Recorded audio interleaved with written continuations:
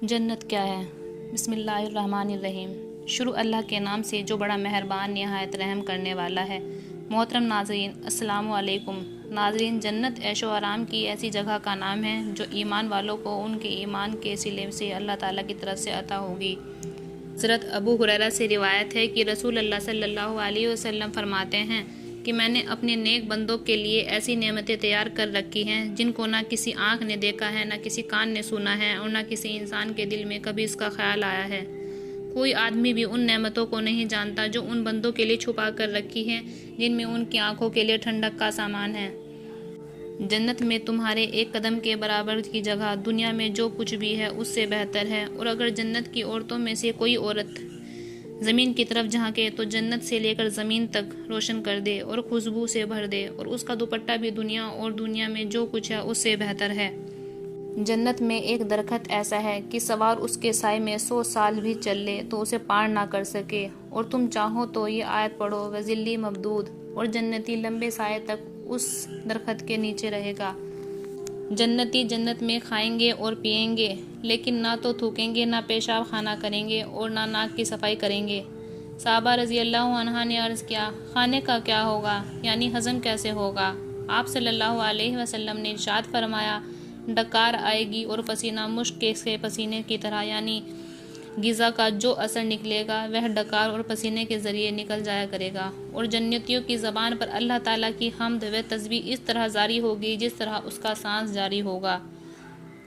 حضرت ابو سعید خدری رضی اللہ عنہ سے روایت ہے کہ رسول اللہ صلی اللہ علیہ وسلم نے ارشاد فرمایا، ایک پکارنے والا جنتیوں کو پکارے گا کہ تمہارے لیے صحت ہے، کبھی بیمار نہ ہوں گے، تمہارے لیے زندگی ہے، کبھی موت نہ آئے گی، تمہارے لیے جوانی ہے، کبھی بڑھاپا نہیں آئے گا، اور تمہارے لیے خوشحالی ہے، کبھی کوئی پریشانی نہیں ہوگی۔ یہ حدیث اس آیت کی تفسیر کرتی ہے جس میں اللہ تعالیٰ نے ارشاد فرمایا ہے، وَنُودُوا أَن تِلْكُمُ الْجَنَّةُ أُورِثْتُمُوهَا بِمَا كُنتُمْ تَعْمَلُونَ، اور ان سے پکار کر کہا جائے گا، یہ جنت تم کو تمہارے اعمال کے بدلے دی گئی ہے۔ نبی کریم صلی اللہ علیہ وسلم فرماتے ہیں، جس شخص نے اس بات کی گواہی دی کہ اللہ تعالیٰ کے سوا کوئی معبود نہیں، وہ اکیلے ہیں، ان کا کوئی شریک نہیں، اور یہ حضرت مصطفیٰ صلی اللہ علیہ وسلم ان کے بندے اور رسول ہیں، اور حضرت عیسیٰ علیہ السلام اللہ تعالیٰ کے بندے اور ان کے رسول ہیں، اور ان کا کلمہ ہے کہ ان کی پیدائش بغیر باپ کے صرف اللہ تعالیٰ کے حکم کلمہ کن سے ہوئی، اور اللہ تعالیٰ کی طرف سے وہ ایک روح ہیں، جس روح کو حضرت جبریل علیہ السلام کی پھونک کے ذریعے حضرت مریم علیہ السلام کے گریبان میں پھونکا گیا تھا۔ اور یہ ہے کہ جنت برحق ہے، دوزخ برحق ہے۔ جو ان سب کی گواہی دے، اس کا عمل کیسا ہو، اللہ تعالیٰ اسے جنت میں ضرور داخل کرے گا۔ حضرت جنیدہ رضی اللہ نے یہ الفاظ بھی نکالے ہیں کہ یہ جنت کے 8 دروازوں میں سے جس سے چاہے داخل ہو جائے۔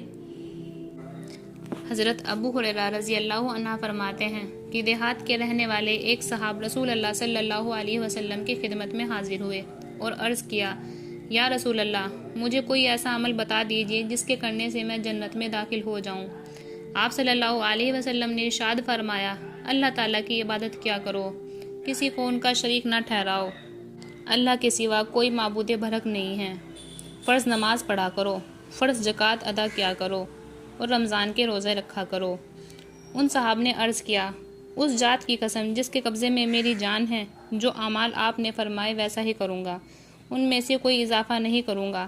پھر جب وہ صاحب چلے گئے تو رسول اللہ صلی اللہ علیہ وسلم نے فرمایا، جو شخص کسی جنتی کو دیکھنا چاہتا ہو تو وہ اسے دیکھ لے۔